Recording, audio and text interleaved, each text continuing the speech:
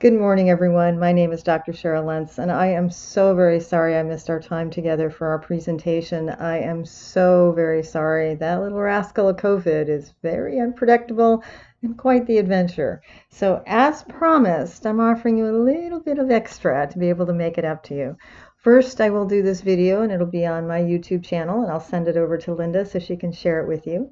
Second bonus is going to give you a one-on-one time with me. If you'd like to be able to set some time for a one-on-one complimentary session with me, I will send along my calendar for you so you can book a time with me. And I'm happy to spend some time with you because as you'll discover throughout this presentation, I will also include the PowerPoint. This is not a video platform that includes slides, and quite candidly, I'm not a fan of PowerPoint. PowerPoint, as I like to tell my students, if somebody's reading your PowerPoint, they're not listening to you. And I want us to have this connection today, to be able to show you what I do and how I do it, and how this might suggest some other options for you to be able to think about going forward. So today we're going to be talking about this thing I call the systems efficiency metric.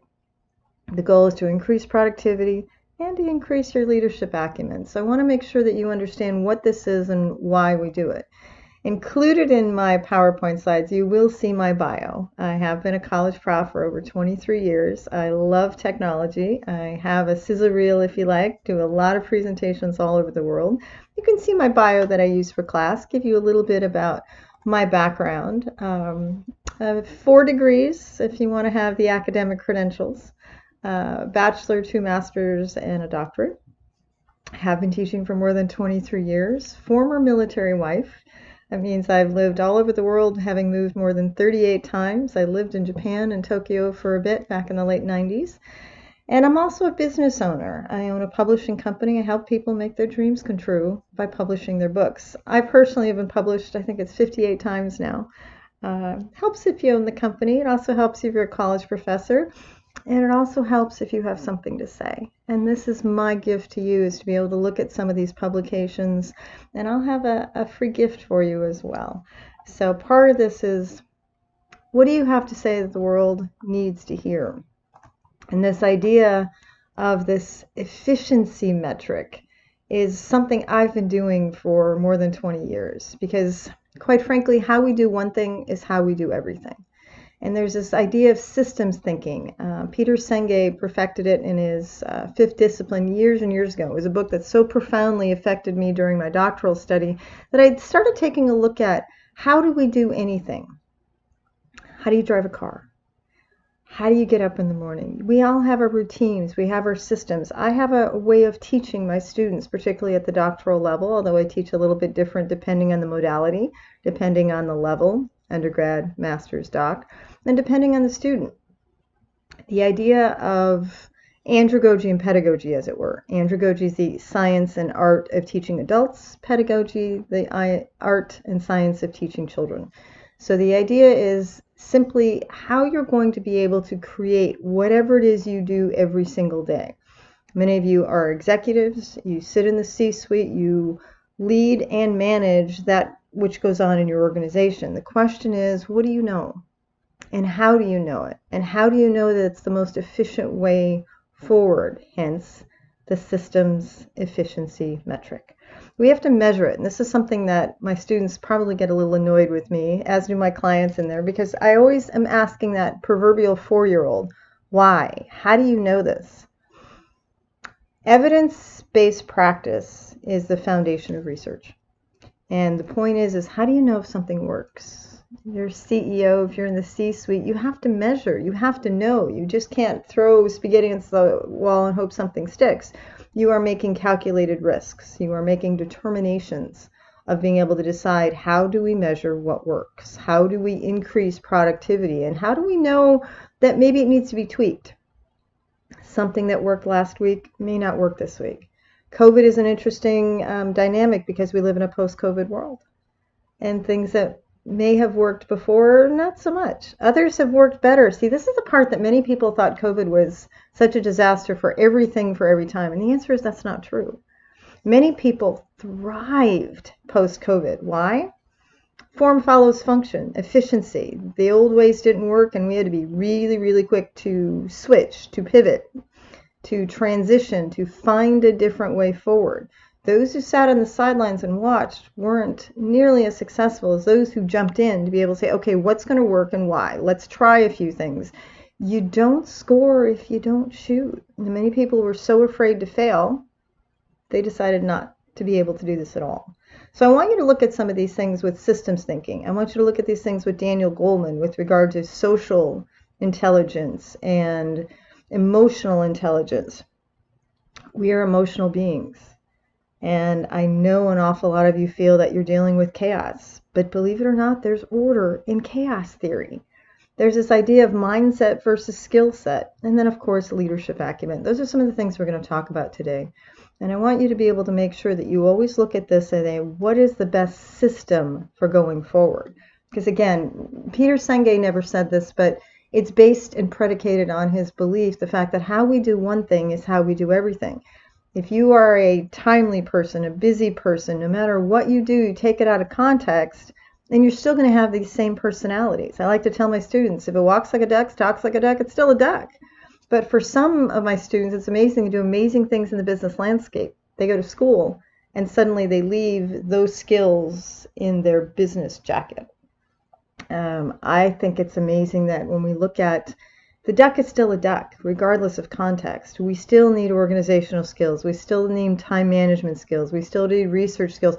Whatever it is that I teach my students. For example, I'll tell you a quick story.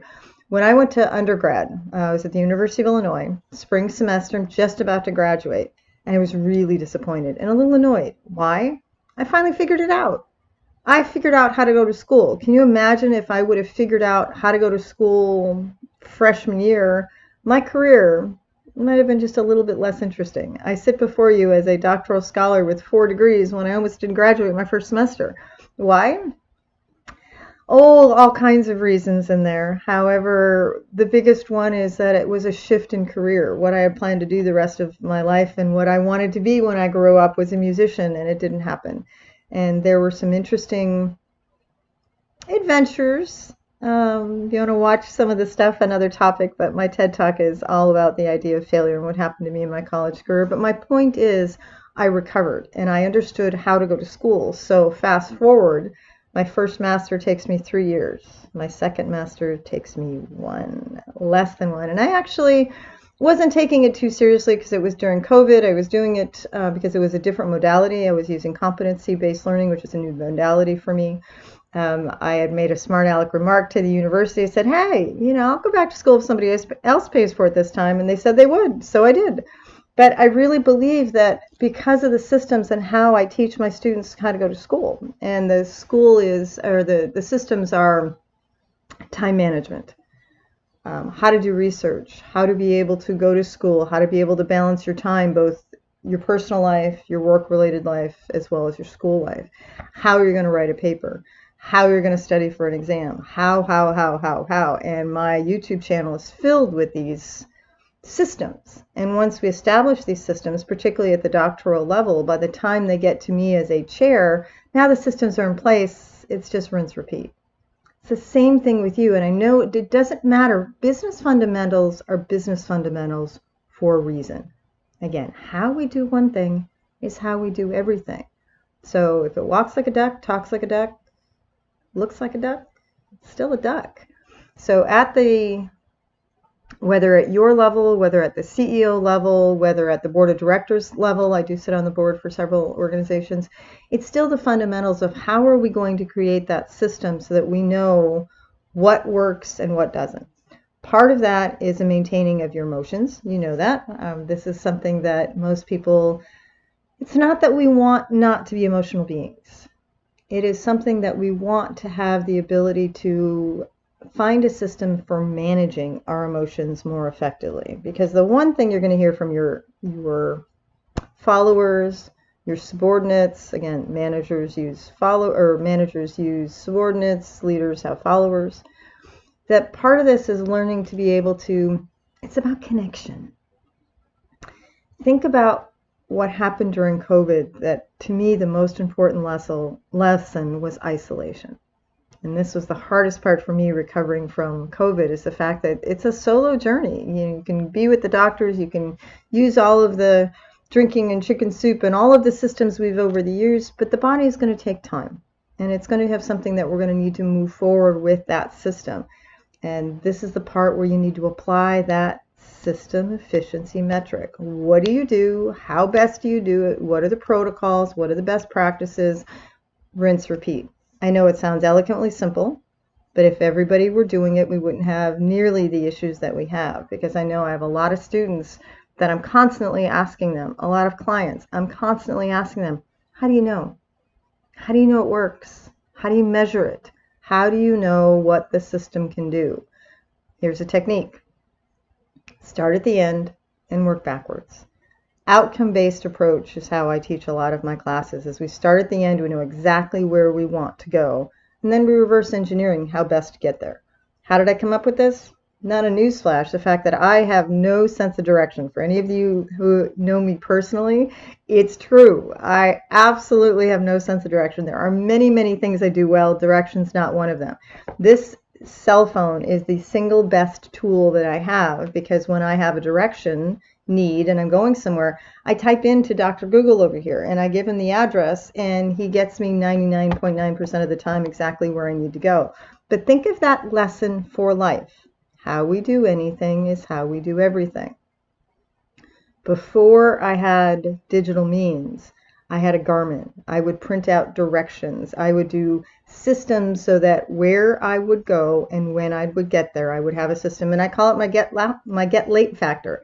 I always left at least anywhere from a half an hour to an hour prior to where I needed to go to make sure I would get there on time in case I got lost. Or not in case, but usually when I got lost.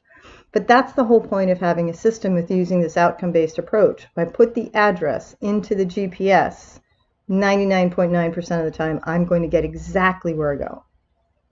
SMART goals: specific, measurable, attainable, realistic, and timely. I know exactly where I'm going to go, and now the question is how best to get there. Does Google always take me the same way every time? No, of course not. There's going to be an accident, there could be weather, there could be detours, there could be accidents, there could be speed traps, whatever it is. The point is I still know where I'm going to get to, and how I wiggle to get there is really up to either whether or not I follow the plan, which normally I do because I'm not very good with directions, to find things around it and not go a whole lot out of my way. Systems. But this is the part that I discovered in college. Even when I had no sense of direction, none of these tools were there. It was a question of, I now know how to go to school. I know how to balance my time. I have a 5-day schedule, Monday through Friday, and then I have the weekend as backup. I have a 5-step writing system. I've written 58 books, many of them #1 international bestsellers. I have honed my craft to be able to find, and here's the interesting little quirk. They're very simple systems. Again, a 5-step writing process that has served me well for more than 20-some years. How to go to school system. I teach it. I lived it. I'm also one of the very few who went to school without student debt. That's quite an accomplishment. And part of this I can't take a whole lot of credit, because if I didn't find the money, I couldn't go. It was that simple. There was no being able to have huge student loans because I just didn't qualify. And so now again, I sit here with 4 college degrees, debt-free from educational debt. That's huge. And part of that is every degree that I have been able to earn has a specific system. The less time it takes you to earn it, the less time, the less money, and get to the good stuff. So I spend a lot of time with this efficiencies. It took me 4 years, 3 months to earn my doctorate. Many of my students, graduates now, earned in less than a year. Several less than 18 months. Some have taken the full time, upwards of 7 or 8 years. The question is you. It's choice. You put an effective system into place, you get there faster, with less time, with less heartache, with less money. Never really met a student who didn't want to graduate sooner, including me, and with less debt. Why? Because I want to spend things, it's called opportunity cost, right? The amount of money you can spend on one thing versus the amount of money you can spend on other things. The sooner I graduated, the better I got to the good stuff. And I started publishing and starting consulting and starting speaking all over the world. Those were the good stuffs. So I encourage you to add Daniel Goleman to your repertoire. Add Peter Senge. These are some of the masters that are absolutely amazing with how they teach systems and how they teach emotional intelligence and how they teach with how are you going to move forward. I mean, this is how I got over COVID.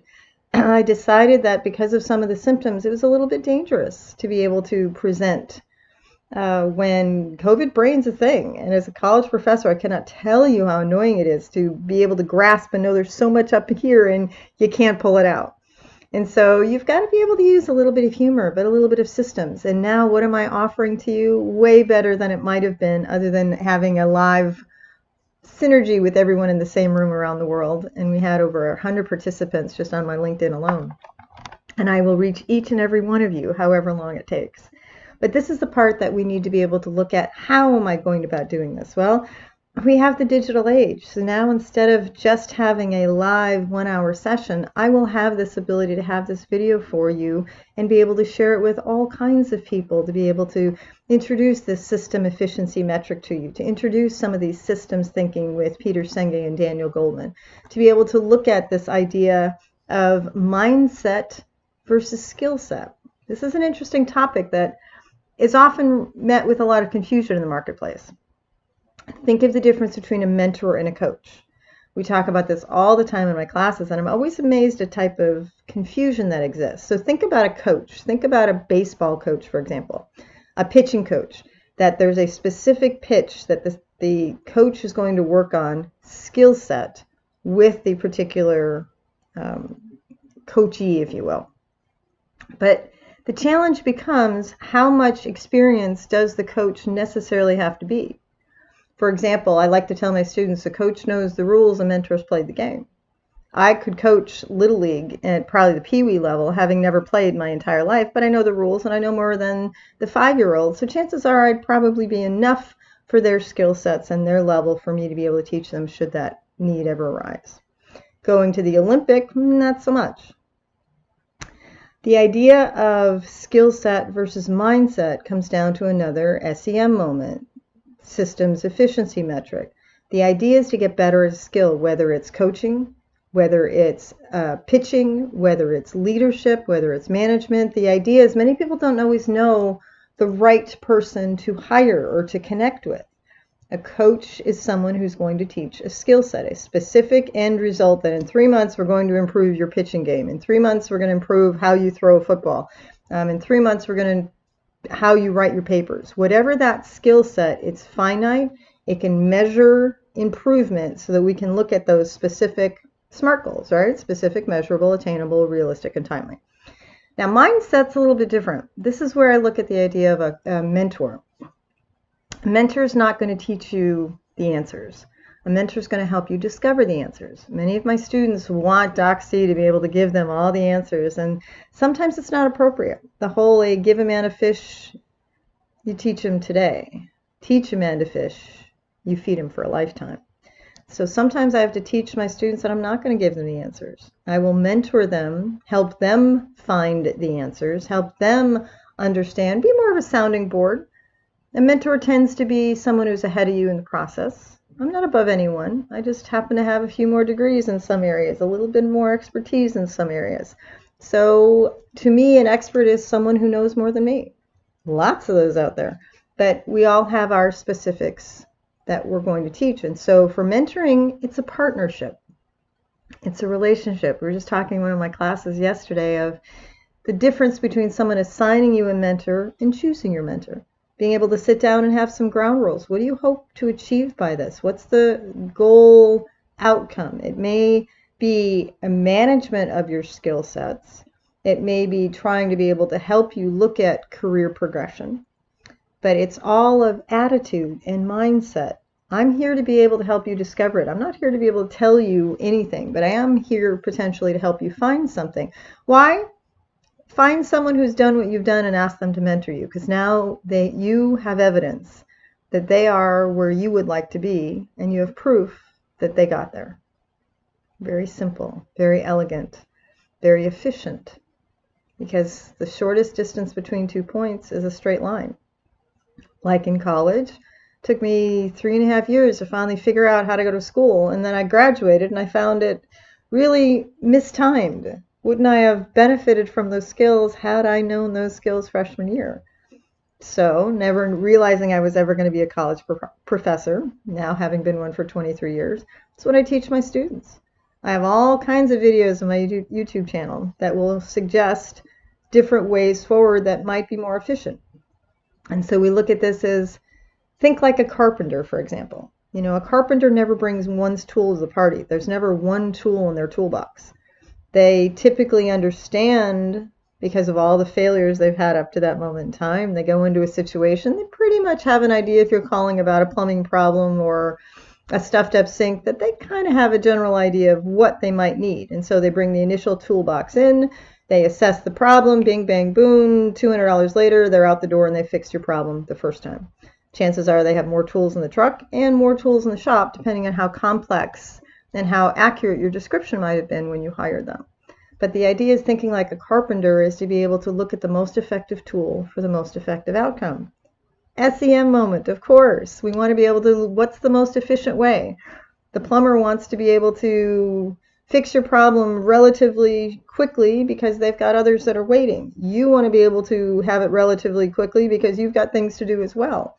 And so the idea is, what's the most effective way forward for both of us? You hire an expert because you're not willing to learn. I have learned to do a lot of home repairs with being single because it's very interesting, the fact that I never learned these things when I was growing up. I was the girl, and that was just not something in my family that I did. A lot of tool types of things, or what we would have called a lot of masculine types of learning in there. Now I have learned, and not just soft skills, but they're all systems. So if you want to have someone teach you something, you either hire an expert because you're not willing to learn, and there are lots of things I'm not willing to learn, such as plumbing, such as accounting, and a few other skill sets that others just tend to be better at those things than I am. So a great mentor told me once, do what you do best, outsource the rest. So let's look at the SEM metric and to be able to make a list of those skills that you do really well. Things that you can teach, things that you're very good at, and then look at all your weaknesses, and then you have a choice. Are you going to work on your weaknesses, or are you going to outsource them? And there's lots of different schools of thoughts on those kinds of things. But we need to first examine the outcome, what productivity is. We need to set that intention. Sometimes the intention is simply a relationship. You need to trust someone, to be that safe place so you can really be willing to be vulnerable, be willing to share in a safe place what you don't know and how you want to get better. And that's really all it is an opportunity to connect with another human being who might be ahead of you in the process, that has expertise that you would find valuable. So calendar a time to talk regularly. Connect via social media and a specific resource in there. Maybe use some of these old school techniques. This is something that it is always amazed to me, that technology is always seems to be in favor of old school. And we're missing out on some really interesting richness. The power of a handwritten note, cursive, to be able to see that wonderful flowing style when someone writes something to you, and something that you can hang on your mirror, your bathroom thing, that's a little bit more than just a post-it note.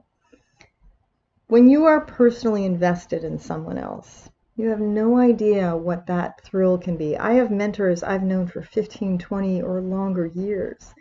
They light up a room every time I'm around them, even if I haven't seen them in years. It's that personal connection. I think in this digital age, we're often missing some of these connections because we're so busy with social media, and I'm not someone that connects as well as social media. I like that one-time opportunity that we connect, and then you build from there, and you have regular intervals, and you have relationships, and you know about their family and their kids and their trials and their tribulations, and you hold their hand and you walk with them alongside them. Because here's the secret: regardless of the metrics that you use, regardless of the systems that you use, we only go through this world but once. And it may not change the outcome for some things, but it sure changes how you feel when you know someone holds your hand and walks with you. This is what productivity truly is to me. Is yes, you can measure key performance indicators and return on investment, return on equity, and all those other things that we teach in Business 101. But how do you measure the value of another human being? How do you value that skill set that a coach teaches you? How do you value that mindset that that mentor has and has been mentoring you probably since that first time that you connected. Human connection is something we really need to fight for. And that's what underlines all of these systems that you're doing for. I need to make that personal connection. That's why I'm offering you this one-on-one, and actually an interesting adventure that we weren't able to connect the first time and it wasn't live. Because sometimes things happen for us, not to us. And they happen for a reason. And I need to help you understand leadership acumen is about leading ourselves first and foremost. Think about, if you weren't willing to follow you, why should anyone else? And that whole idea of following someone is that connection. It may not change the outcome from a standpoint that a specific tragedy happened, for example. But having someone walk with you will make all the difference in the world. And that is something that happens in the boardroom as well as the personal home space or volunteer space. I'm a big fan of Steve Farber's work, and if you don't know him, you need to get to know him, because he's got a concept that is just radical. And it essentially is, love is just damn good business. And I know we don't like to use that L word unless it's a romantic type of situation, but I'm with Steve on this one. I think love needs to be operationalized. I think it matters how you do it way more than what you do. The idea of, we don't remember what people say, but we always remember how they make us feel. If you think about any of the podcasts I've done over the years and the radio shows and the things that I do with my students, they will always smile. And they will look at, it's like, but Doc C makes us feel something. They will sometimes be frustrated if they don't get the answers they want. But the whole idea is to become what Stephen Brookfield says is the whole idea of creating good citizenry. And in this day and age, regardless of the metrics you use, how do you measure the impact, the importance of another human being? Leadership, you have to look at it, it's personal. A leader has followers, a manager has subordinates. To be a good follower helps you become a better leader. But you need to measure it in terms of, how do you measure whether or not you have people that are in your purview that you go to? Go to the person in charge, or you want to know the person that's going on? Think of, there was an old movie with John Wayne, and hopefully I'm not dating myself too much, but Sergeant York. Going to the person in charge wasn't the baby lieutenant. The person in charge that everybody would have gone to hell and back was Sergeant York or John Wayne. And so the question is, what is the experience you want people to have of you? Do we want to be approachable? Do we want to be genuine? Do we want to have that ability to care? Those are things we have a choice of, whether you're CEO, CFO, or the frontline employee. No one cares how much you know until they know how much you care, period. So when you're designing your systems efficiency metric, let me invite you first and foremost to create that system of being a human being first. Of being able to sit with someone. Most of my students, when they share their leadership examples in class, not all of them have good leadership.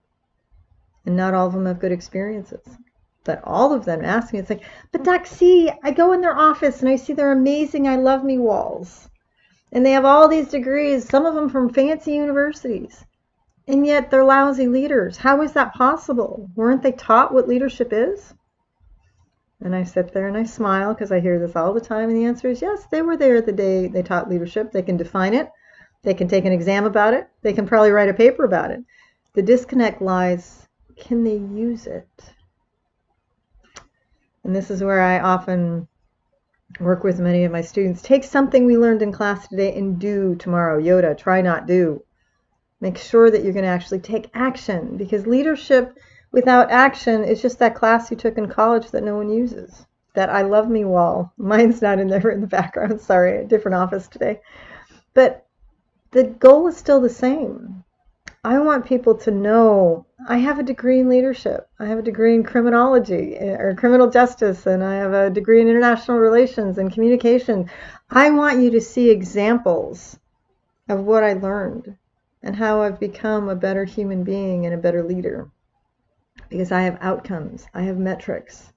But some of those metrics, as part of SEM, again, systems efficiency metric, is how do I do this efficiently? What's the most effective tool for the most effective outcome?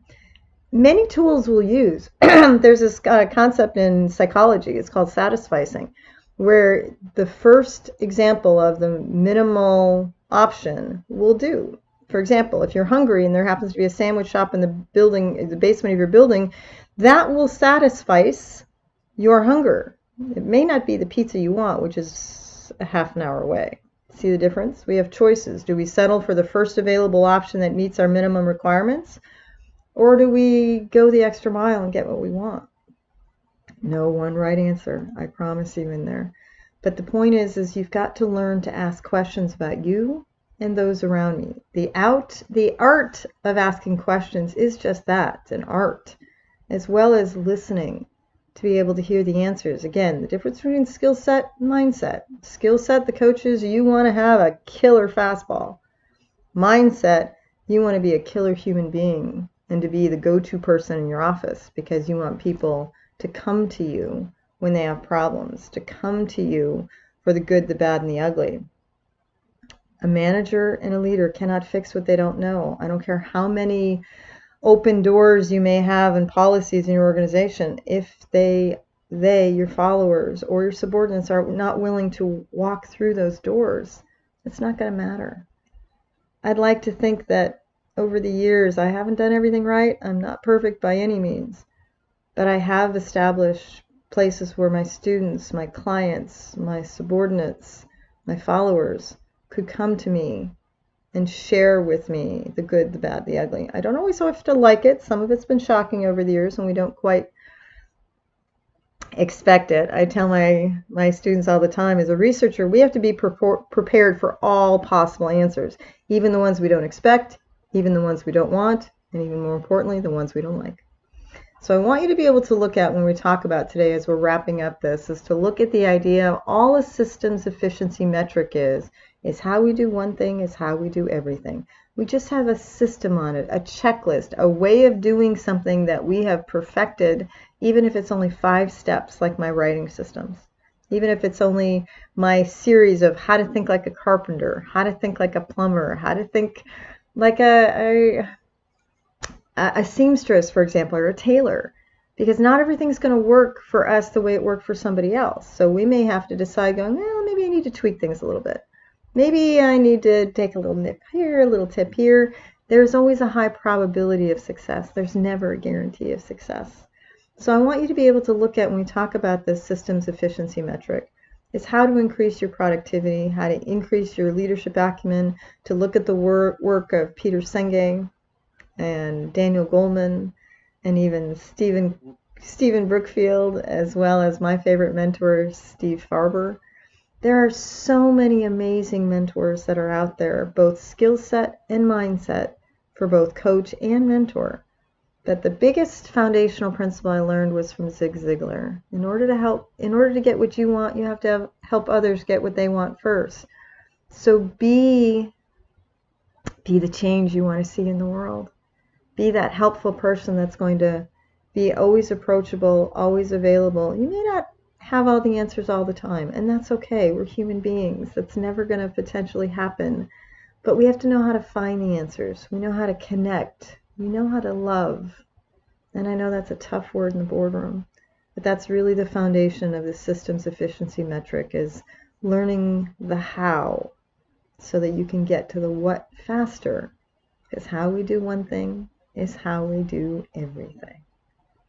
My name is Dr. Cheryl Lentz. I would love to help you. Please connect with me over at LinkedIn. I do have Facebook, although I use my maiden name for Facebook so that my high school chums and previously, before I was married, would connect with me and they'd be able to know it. So Kulikowski, if you can spell it, just ask.